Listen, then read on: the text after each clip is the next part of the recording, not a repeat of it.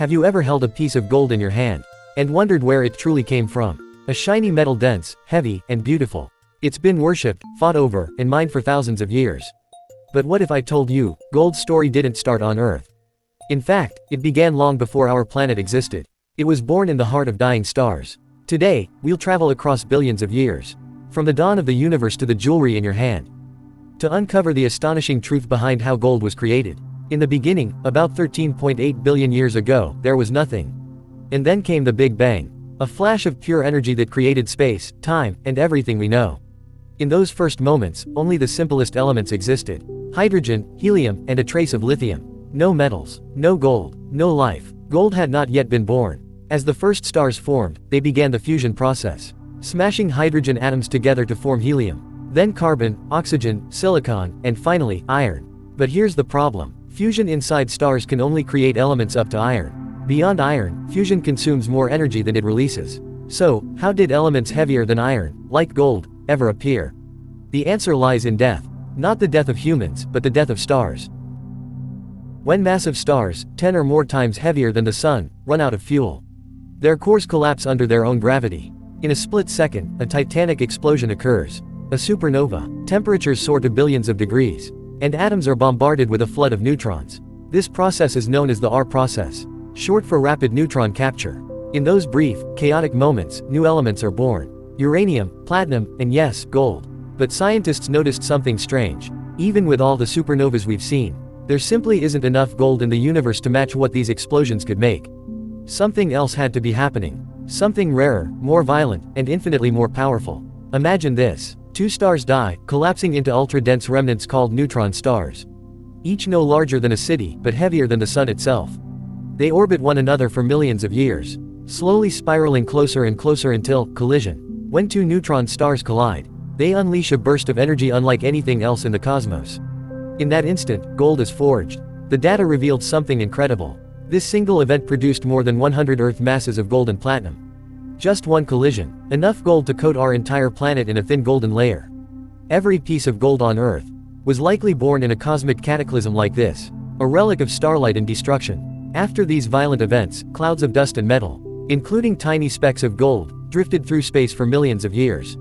Eventually, gravity pulled them together into larger clouds of gas and dust, which collapsed to form our solar system. About 4.6 billion years ago, our sun ignited, planets formed, and within the swirling debris of early Earth, gold was already present. But in those early days, Earth was molten. Heavy metals like gold and iron sank toward the planet's core. That means most of Earth's gold is still down there, locked away, far beyond human reach. So why do we have gold near the surface? The answer: asteroids. Billions of years ago, Earth was bombarded by massive asteroids, containing gold, platinum, and other heavy elements. Those impacts delivered the precious metals that now exist in Earth's crust. The gold we mine today. Once gold arrived on Earth, it began its geological journey. Deep underground, molten rock and water moved through cracks in the crust. These hydrothermal fluids dissolved small amounts of gold and carried them upward. When the fluids cooled, gold crystallized, forming veins of quartz and ore. Over time, erosion and rain broke these rocks apart. The tiny gold particles were carried away by rivers, settling into riverbeds, forming what we call placer gold. This is the gold that ancient miners found in streams and rivers. The same gold that sparked rushes in California, Alaska, and Australia. So every nugget of gold you see has traveled a journey millions of years long, from the heart of stars to the depths of Earth's crust, and finally into human hands. Now that we know how gold was born, let's look at what makes it so fascinating. Gold's chemical symbol is O, from the Latin aurum, meaning the shining dawn. It's one of the least reactive elements. It doesn't rust, tarnish, or corrode.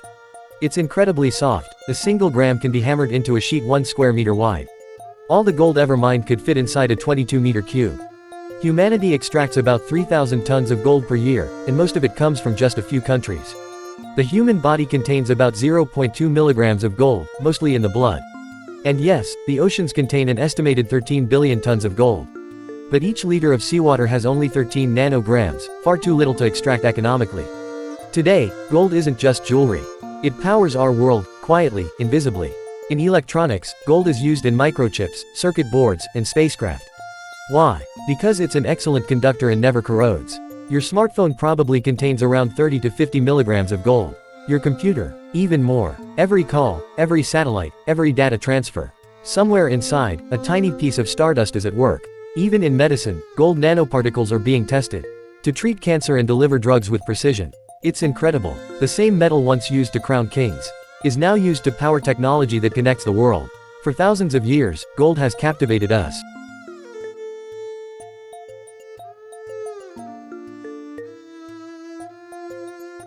Gold has symbolized wealth, purity, and eternity.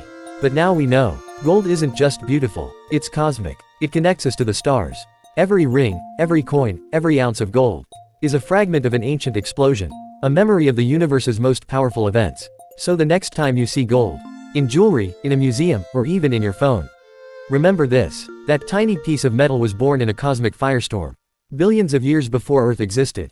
It traveled through space, fell from asteroids, and became part of our world.